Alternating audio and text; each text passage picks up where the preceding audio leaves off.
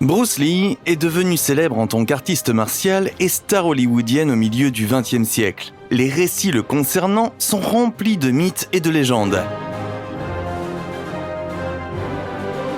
On oublie souvent que Lee était un homme adorable qui, comme tout le monde, avait ses excentricités et ses particularités. Dans cette vidéo, nous vous racontons 10 choses que vous ne saviez probablement pas sur Bruce Lee. C'est parti! Avant de commencer, n'oubliez pas d'appuyer sur le bouton j'aime et d'activer la cloche de notification pour recevoir d'autres vidéos. Et restez jusqu'à la fin pour apprendre l'une des choses les plus intéressantes sur Bruce dont vous n'avez jamais entendu parler. Les problèmes de santé de Bruce Lee. Bruce Lee est connu de la plupart des gens comme un prodige bien musclé qui ne pouvait pas s'ennuyer. Il y a même des gens qui prétendent qu'il était la prochaine évolution de l'homme, qu'il a développé des pouvoirs surhumains. Mais les circonstances de sa mort montrent que Bruce Lee n'était pas à l'abri de problèmes de santé. La personnalité remarquable a été victime d'une crise d'épilepsie pendant le tournage de The Man with the Death Claw au printemps 1973 et a dû être hospitalisé. Les médecins ont diagnostiqué un œdème cérébral. Il s'agit d'une rétention de liquide qui fait gonfler le cerveau. Après un traitement rapide par les médecins, il se porte à nouveau bien. Mais le 20 juillet 1973, alors qu'il négocie le tournage d'un autre film à Hong Kong, Lee se plaint d'un mal de tête. L'actrice Betty Ting lui aurait donné un analgésique. Celui-ci contenait un anesthésiant et de l'aspirine.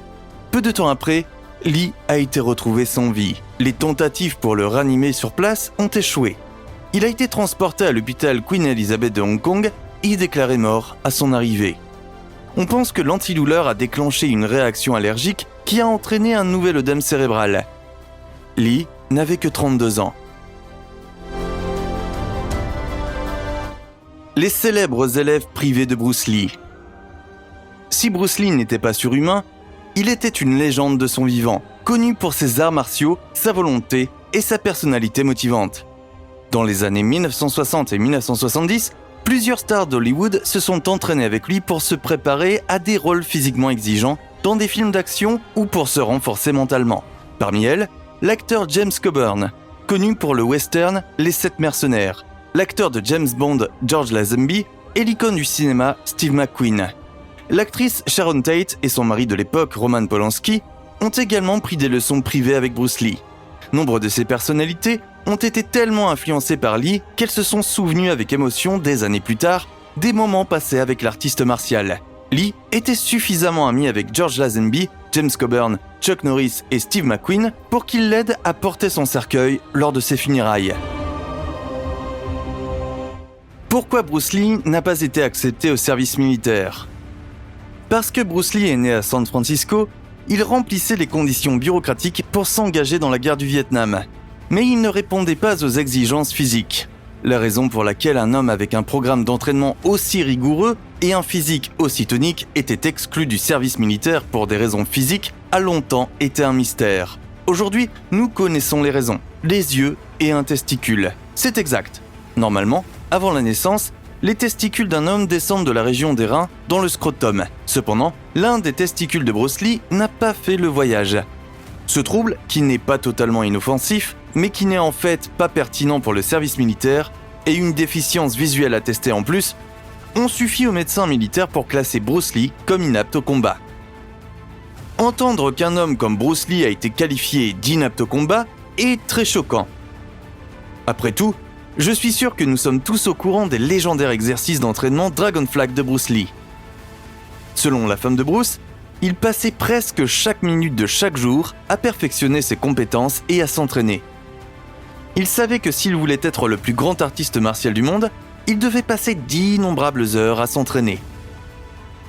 Cependant, Bruce n'était pas du genre à s'entraîner avec le commun des mortels. Il a découvert que les exercices ordinaires n'étaient pas suffisants pour l'aider à rester en forme. Il a donc dû développer son propre style d'entraînement, qu'il a appelé Dragon Flag. Pour Bruce, la plupart de ses entraînements concernaient le torse et les muscles centraux. Ces muscles étant essentiels à ses techniques d'arts martiaux, il a développé Dragon Flag spécifiquement pour faire appel à ses muscles. Au début de cette séance d'entraînement, Bruce s'allongeait à plat sur un banc, puis soulevait le reste de son corps du banc en utilisant uniquement ses épaules. Cette séance d'entraînement permettait d'affiner presque tous les muscles du tronc, l'aidant ainsi à atteindre des niveaux de forme physique inégalés. De nos jours, l'entraînement Dragon Flag de Bruce est devenu un élément essentiel de la communauté des arts martiaux. La technique de Bruce a permis aux artistes martiaux du monde entier de réaliser l'importance de la force du tronc. Bruce Lee s'est fait enlever les glandes sudoripares de ses aisselles. Après une carrière réussie en tant que combattant d'arts martiaux et entraîneur de stars hollywoodiennes, Bruce Lee est lui-même devenu un héros d'action sur le grand écran au début des années 1970. Comme de nombreux acteurs célèbres, Lee était très soucieux de son image. C'est pourquoi, au début de 1973, il s'est fait enlever les glandes sudoripares situées sous ses aisselles. Il n'y avait aucune raison médicale à ce traitement. Au contraire, Lee accordait beaucoup d'importance à la représentation esthétique de son corps dans ses films, et il pensait que des aisselles moites n'y seraient pas bien. L'acteur américain Matthew Polly, qui a écrit une biographie de Bruce Lee publiée en 2019, a même établi un lien entre l'absence de glandes sudoripares sous les aisselles et la mort de Lee. Polly soupçonne que l'œdème cérébral qui a conduit la mort de Lee pourrait également avoir été causé par un coup de chaleur. L'absence de glandes sudoripares aurait rendu difficile le contrôle de la chaleur par son corps. Toutefois, il est impossible de confirmer si l'ablation des glandes sudoripares a réellement contribué à son décès. Quel est le rapport entre Bruce Lee et Seattle ? Lorsque l'on entend le nom de Bruce Lee, on pense immédiatement à San Francisco, Hollywood et Hong Kong. Ces lieux sont inextricablement liés à la star mondiale. Il est né à San Francisco, a grandi à Hong Kong et est devenu célèbre à Hollywood. Mais on oublie souvent que Bruce Lee a vécu pendant 5 ans dans la ville américaine de Seattle.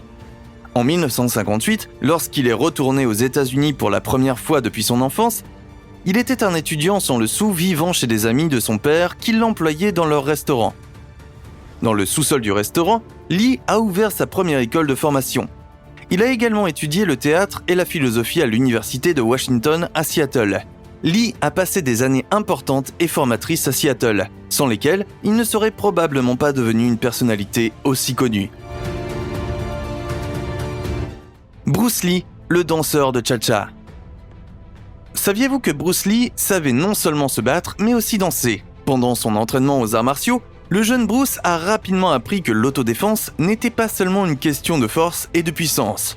Un équilibre profond, la capacité d'harmoniser toutes les parties du corps, est tout aussi important. C'est exactement ce que Bruce Lee a appris en prenant des cours de danse lorsqu'il était jeune. En apprenant la danse cubaine cha-cha-cha, Lee s'est entraîné à bouger avec plus d'aisance tout en améliorant son jeu de jambes. Bien sûr, l'énorme ambition de l'expert en arts martiaux signifiait qu'il voulait non seulement apprendre la danse, mais aussi la maîtriser. En 1958, il a remporté le tournoi du championnat de cha-cha de Hong Kong. Si la plupart des gens ignorent qu'il était si profondément impliqué dans cet art, Bruce était aussi un maître de la danse. Bruce Lee ne croyait pas aux multitâches.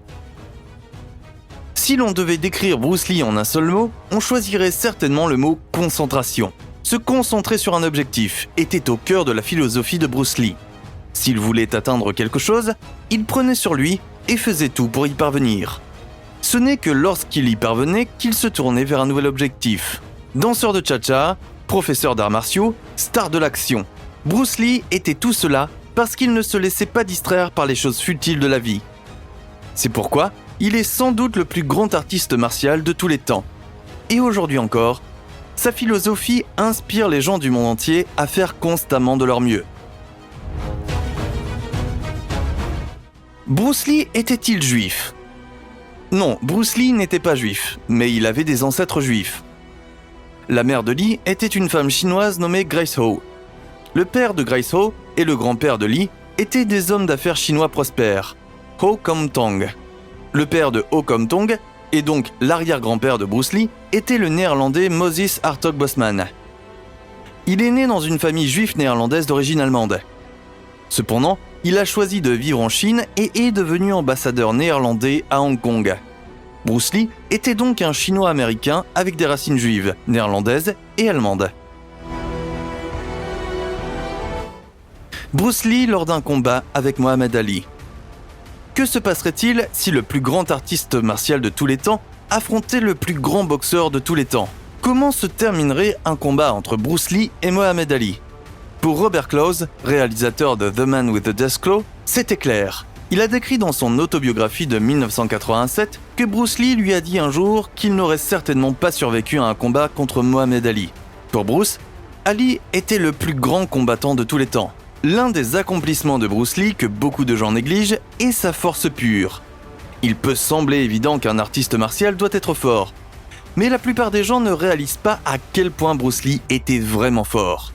La plupart du temps, les gens associent la force à de très gros muscles. Lorsque vous pensez à quelqu'un de très très fort, vous imaginez probablement quelqu'un qui mesure environ 1,80 m et qui a plus de muscles qu'il ne pourrait en utiliser de manière réaliste. Pourtant, Bruce Lee avait un corps assez petit, mais il était plus fort que la plupart des gens ne pourraient jamais rêver de l'être.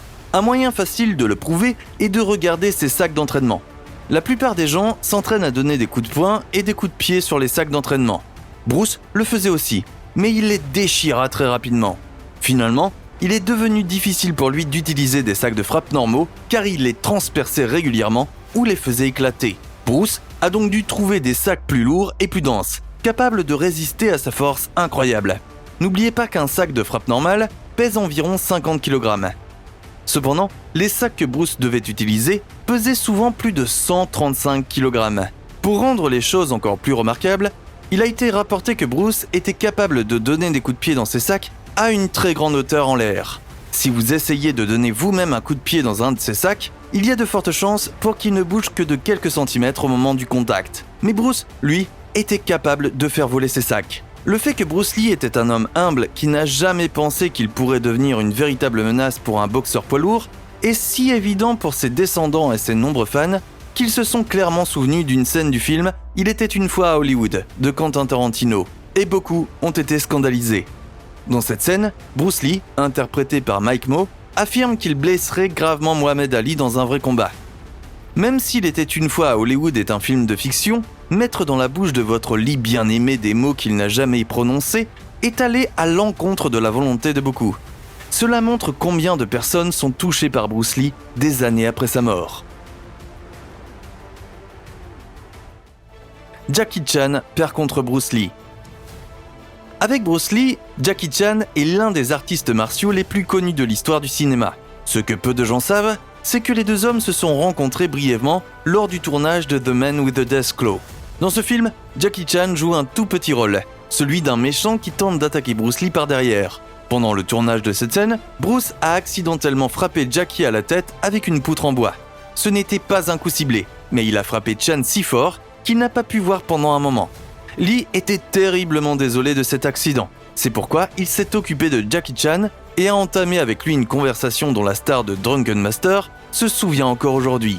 Une anecdote concernant la carrière cinématographique de Bruce Lee est que de nombreux réalisateurs ont déclaré qu'il était trop rapide pour être filmé par des caméras normales. Lorsque les cinéastes ont travaillé sur Le Frelon Vert, l'un des films les plus populaires de Bruce Lee, ils ont été incapables d'enregistrer ses mouvements en temps réel. De nos jours, nous disposons de caméras qui peuvent filmer en 30, 60, 120 ou même 240 images par seconde. Cependant, dans les années 60 et 70, la plupart des caméras avaient du mal à enregistrer des films de 24 images par seconde seulement. Cela signifie que la plupart des scènes de combat de Bruce Lee n'apparaissaient pas correctement à la caméra. Comme les cinéastes allaient bientôt l'apprendre, Bruce était capable de frapper jusqu'à 9 fois en une seconde. Il était également capable de donner 6 coups de pied en une seconde. Lorsque vous essayez d'enregistrer ces mouvements avec une caméra qui ne peut enregistrer que 24 images par seconde au mieux, cela signifie que de nombreuses scènes de combat de Bruce donnaient l'impression qu'il était immobile. Selon les producteurs présents sur le plateau de tournage à l'époque, le film qu'ils ont enregistré donnait l'impression que Bruce se tenait immobile pendant que ses ennemis tombaient autour de lui. Cependant, en réalité, son talent était tout simplement trop grand pour que les films puissent le suivre. Pour remédier à la situation, les réalisateurs ont dû demander à Bruce de ralentir afin de pouvoir suivre ce qu'il faisait. Cependant, même après avoir fait cela, ses mouvements sont toujours très flous à la caméra. Ces 10 faits concernant le légendaire combattant Bruce Lee montrent qu'il n'était pas seulement un incroyable artiste martial. C'était aussi une personne très gentille, qui aimait tout le monde autour d'elle et qui avait ses propres bizarreries et traits de caractère, comme nous tous. N'hésitez pas à nous écrire dans les commentaires pour nous dire si vous avez aimé la vidéo et nous faire part d'autres faits plutôt inconnus sur Bruce Lee, si vous en connaissez. Nous attendons vos commentaires avec impatience. Merci de nous avoir suivis. Cliquez sur l'une des images et regardez une autre vidéo passionnante. Si vous avez aimé cette vidéo, veuillez nous laisser un pouce bleu et pour ne plus jamais manquer une nouvelle vidéo, cliquez sur s'abonner et nous vous reverrons bientôt.